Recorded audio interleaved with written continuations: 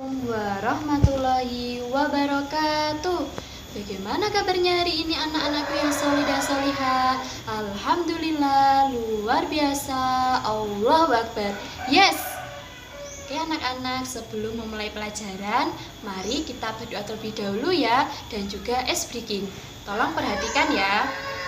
Ibu jari, jari telunjuk, jari tengah yang panjang, jari manis pakai cincin, jari kelingking terkecil.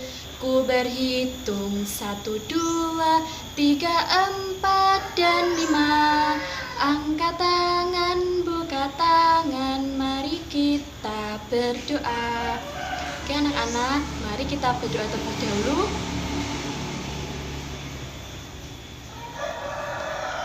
Amin. Ibu absen dulu ya. Apakah ada yang tidak masuk hari ini? Tidak ada. Alhamdulillah masuk semua ya. Oke, apakah kalian tahu hari ini kita akan belajar tentang apa ya? Benar sekali, hari ini kita akan belajar tentang hubungan bentang alam dengan mata pencaharian. Mari kita simak penjelasan berikut ini. Anak-anakku yang solih dan solihah, hari ini kita akan belajar materi IPS kelas 4 semester genap, yaitu tema 8, daerah tempat tinggalku, subtema 1, lingkungan tempat tinggalku. Adapun kompetensi dasarnya, lalu indikatornya, dan juga tujuan pembelajarannya.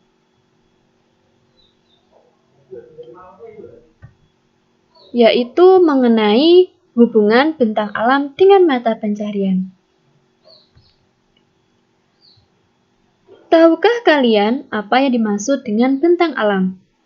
Jadi bentang alam adalah hasil bentukan alam tanpa campur tangan manusia, dengan karakteristik kelendernya, elevasi, dan juga stratifikasinya. Contohnya seperti pantai dan gunung. Jadi pada dasarnya hubungan bentang alam ini sangat berpengaruh terhadap aktivitas suatu ekonomi penduduk, salah satunya yaitu mata pencaharian. Adapun mata pencaharian yang ada di daerah pegunungan dan dataran tinggi, kira-kira tahukah kalian mereka bermata pencaharian sebagai apa? Benar sekali, kebanyakan masyarakatnya itu bermata pencaharian sebagai petani. Mereka memanfaatkan tanah yang subur menjadi lahan perkebunan. Mereka banyak yang menanam seperti sayur-sayuran. Selain itu, di daerah dataran tinggi, mereka juga menanam buah-buahan seperti apel dan juga menanam perkebunan teh. Selanjutnya di daerah dataran rendah. Masyarakat di dataran rendah mereka bermata pencaharian sebagai petani. Namun berbeda dengan pertanian yang ada di daerah dataran tinggi dan pegunungan. Mereka memanfaatkan tanah yang subur untuk ditanami padi, lalu menanam ketela, dan juga menanam kacang-kacangan. Selain itu, di daerah dataran rendah, mereka juga mengusahakan sebagai peternak. Mereka banyak yang beternak sapi, lalu beternak kambing, dan juga beternak kerbau. Selanjutnya yaitu masyarakat yang tinggal di daerah pantai. Jadi, masyarakat yang tinggal di daerah pantai dan laut, mereka bermata pencaharian sebagai nelayan. Jadi di daerah perairan ini banyak sekali ikan. Nah, sehingga mereka memanfaatkannya untuk mencari nafkah ataupun digunakan untuk kebutuhannya sendiri. Selanjutnya yaitu di masyarakat perkotaan.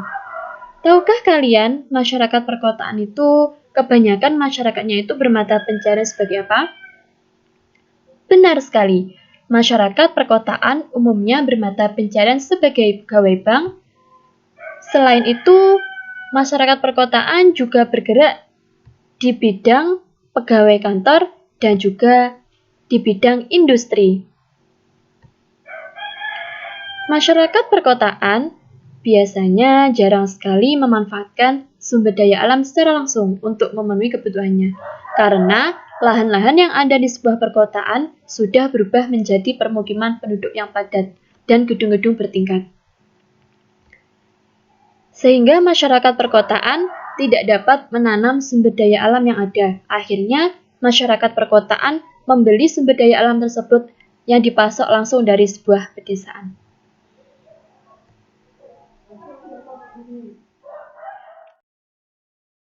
Aku yang solih dan solihah, apakah kalian sudah memahaminya materi tentang hari ini? Ada yang sudah, ada yang belum. Mari kita simpulkan bersama-sama tentang materi hari ini. Jadi anak-anak, pada dasarnya hubungan bentang alam itu sangat berpengaruh terhadap aktivitas suatu ekonomi penduduk. Salah satunya yaitu mata pencaharian. Adapun mata pencaharian yang ada di daerah dataran tinggi maupun pegunungan itu kebanyakan masyarakatnya bermata pencaharian sebagai apa tadi? Pintar, bermata pencaharian sebagai petani. Mereka memanfaatkan tanah yang subur sekali itu untuk ditanami sayur-sayuran, buah-buahan, dan juga perkebunan teh. Adapun di daerah dataran rendah, mereka bermata pencaharian sebagai petani juga. Adapun mereka bermata pencaharian sebagai petani menanam seperti padi, ketela, dan kacang-kacangan. Di daerah dataran rendah juga mengusahakan sebagai beternak. Mereka banyak yang beternak sapi, kerbau, dan juga kambing. Lalu di daerah pantai dan laut, mereka bermata pencaharian sebagai nelayan. Pintar. Lalu di daerah perkotaan, tadi kebanyakan masyarakatnya bermata pencaharian sebagai apa? Pintar. Jadi di daerah perkotaan itu kebanyakan masyarakatnya itu adanya bermata pencaharian sebagai pegawai bank, pegawai kantor, bahkan bergerak di bidang industri. Pintar sekali. Bu, mau tanya dong, di daerah perkotaan itu mengapa jarang memanfaatkan sumber daya alam yang ada? Pertanyaannya bagus. Jadi di daerah perkotaan itu jarang memanfaatkan sumber daya alam yang ada karena di daerah perkotaan itu banyak dibangun gedung-gedung yang sangat tinggi, bahkan sudah menjadi permukiman penduduk yang padat sekali. Seperti itu ya. Baik anak-anak, itu tadi penjelasan sedikit tentang materi hari ini. Untuk memperdalam pengetahuan kalian tentang materi hari ini, Ibu akan memberikan soal di akhir video nanti. Tolong dikerjakan di buku tulis ya. Tetap semangat, jaga kesehatan, dan semoga pandemi ini segera berakhir. Dan semoga kita bisa bertemu kembali. Sekian, wassalamualaikum warahmatullahi wabarakatuh.